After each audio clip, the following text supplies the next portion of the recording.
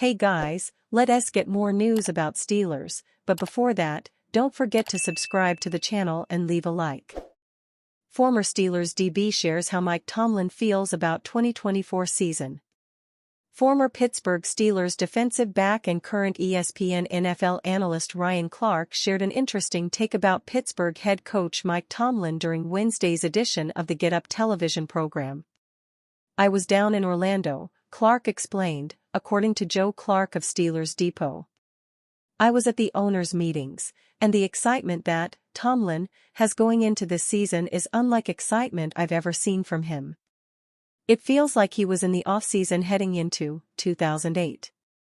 Tomlin guided the 2008 Steelers to a Super Bowl 43 victory over the Arizona Cardinals in February 2009. Clark, meanwhile, played for Tomlin from 2007 through the 2013 campaign. "It's been a fascinating offseason for the Steelers, as they signed veteran quarterback Russell Wilson to a team-friendly deal before they shipped 2022 first-round draft pick Kenny Pickett to the Philadelphia Eagles. Pittsburgh later acquired signal caller Justin Fields from the Chicago Bears for a conditional 2025 sixth-round draft selection, and most believe that Tomlin will give Fields a chance to win the starting job from training camp through the preseason. The Steelers also landed former Baltimore Ravens star linebacker Patrick Queen in free agency. Some are already predicting that Fields will be Pittsburgh's Week 1 starter, and at least one executive thinks the Steelers could part ways with Wilson before the regular season opens. Clark didn't offer such an extreme take on Pittsburgh's quarterback situation, but he sounds confident that Fields will thrive in his new football home. "It's not going to be that Russell Wilson is going to have to motivate Justin Fields to be anything," Clark said. "It's that Justin Fields is going to understand what it means when you walk past those 6 Lombardi trophies, how he's in a place with a guy like wide receiver George Pickens on the outside, running back Najee Harris in the backfield, a tight end like Pat Freiermuth, what he can be. That he can truly unlock his potential." As of Wednesday afternoon, DraftKings Sportsbook listed the Steelers last among the 4 AFC North clubs to claim the division title at plus 850 betting odds. They are plus 200 to qualify for the postseason. Many clearly aren't high on the current Steelers even though the club made the playoffs this past campaign, but that seemingly isn't impacting Tomlin's feelings on what could come for the organization this fall. Sean Payton throws shade at new Steelers QB Russell Wilson with one word. "The Pittsburgh Steelers have gotten a lot done in the month of March. It started with them signing Russell Wilson to try and fix their quarterback problem from last season. That move was only possible because of a decision the Denver Broncos made. The organization decided to let Wilson go after benching him at the end of the 2023 season. It turns out that decision wasn't particularly tough for the Broncos." At the 2024 NFL owners' meeting, Sean Payton was asked if cutting Wilson was a difficult decision, and without hesitation, he answered, via Bob Pompiani, no hopes were high in Denver after the Broncos traded a haul to bring Wilson in following years of bad quarterback play. He was expected to turn the franchise back into a contender. Unfortunately, it didn't quite work out that way. The first year with Wilson was a disaster. His numbers were disappointing with a completion percentage of 60.5% and only 5 more touchdowns thrown than interceptions. The team finished the year with a 5-12 record and their head coach was fired before the end of his first season with the team. Things got better in year 2. Wilson's completion percentage was way up and he threw 26 touchdowns. The team got better too. They won 8 games and were in the playoff hunt late in the year. However, the Broncos still hadn't reached the level they expected and they ended up benching Wilson for the last 2 games of the year. That seemed to signal the end of his time with the team and they eventually made it official early in March. To release Wilson, the Broncos had to eat $85 million in dead cap. That worked out pretty well for the Steelers. As a result of the dead cap, Wilson didn't stand to make any more money in 2024 based on his contract with his next team. Any money that team pays is just less the Broncos owe him.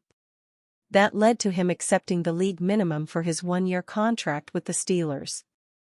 That gave the Steelers the freedom to pursue other free agent talent to give Wilson a team he can win with, and also allowed them to bring in Justin Fields as they weren't already heavily invested in the position. Now they have a 9-time Pro Bowl QB under center at almost no cost, all thanks to the decision that the Broncos apparently didn't have a tough time making. Things obviously didn't work out with Wilson in Denver, and it seems he wasn't the quarterback that Peyton wanted, but that doesn't mean it should have been an easy decision to make. It obviously starts with the money. The Broncos now owe a lot of money to a quarterback that is going to play somewhere else for the next 2 seasons, and have had to eat a historic dead cap hit. However, that's far from the only reason why there should have been some difficulty in letting Wilson go. The bigger reason should be that the team left themselves with absolutely no clear path forward at the position. The best QB on their roster right now is Jarrett Stidham. If he is their starting QB in 2024, they aren't going to be winning many games. He certainly isn't their future at the position. With the 12th pick in this year's draft, they also aren't in a great position to find their future starter. They could try to trade up, but this is a franchise that hasn't picked in the first round since 2021. The Broncos aren't exactly loaded with young talent right now. Are they really in a position to give away more draft capital to get a QB? They'd be leaving themselves without future picks to build around that QB, and Wilson's dead cap hit staying on their books for the next 2 seasons is going to make it tough for them to bring in quality free agents. This is also a team that allowed the league's 6th most sacks in 2023 and then lost their starting center, leaving them with offensive line issues to address. If the team trades up to draft a QB, that quarterback won't be in a position to succeed early in their career. Wilson and the Broncos clearly weren't a match made in heaven, but with no clear answer for what's next and a hefty cap hit, it shouldn't have been an easy decision. Fittipaldo, Steelers hosted Amarius Mims for pre-draft visit. The ties between the Pittsburgh Steelers and Georgia offensive tackle Amarius Mims continue to get stronger and stronger as the 2024 NFL Draft draws closer.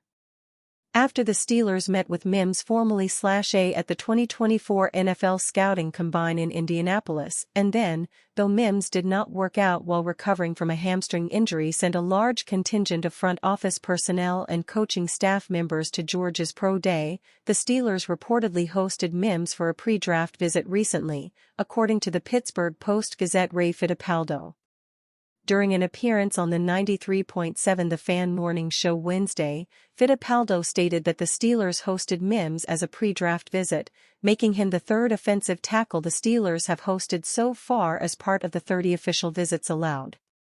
Along with Mims, the Steelers have hosted Georgia State's Travis Glover and Oregon State's Talise Fuaga.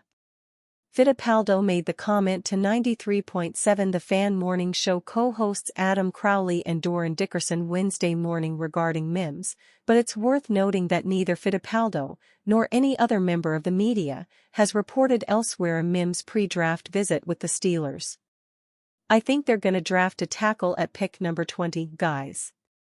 You look at the guys, I know the top 30 visits have just gotten underway and we're only about 6 or 7 guys in, but they've already had Fuaga in, they had a guy from Georgia State in who's a late-round guy, but they also had Amarius Mims in, so that's 3 offensive tackles in your first groups of visitors, Fittipaldo said regarding the Steelers' pre-draft visitors, including Mims in the mix, according to audio via 93.7 The Fan.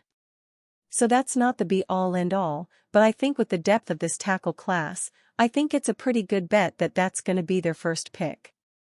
With a major need at tackle following a disappointing 2023 season from left tackle Dan Moore Jr. and rookie Broderick Jones falling off late in the season at right tackle, the Steelers should be in the market for another tackle. Mims would plug that hole in the trenches and would give the Steelers another high-upside Georgia product along the offensive line.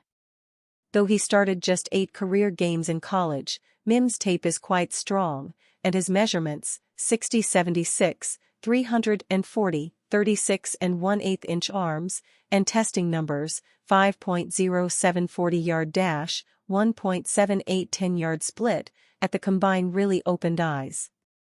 Mims will work out for NFL personnel on April 10 after missing his pro day due to the hamstring injury, so it will be interesting to see if the Steelers send another large contingent to get a look at Mims. But it's big to hear Fittipaldo say on 93.7 The Fan that the Steelers had him in for a pre-draft visit. The dots are starting to become easier and easier to connect between the Steelers and the hulking Mims with the draft now just a month away. And you, fan, what do you think about the situation of Amarius Mims?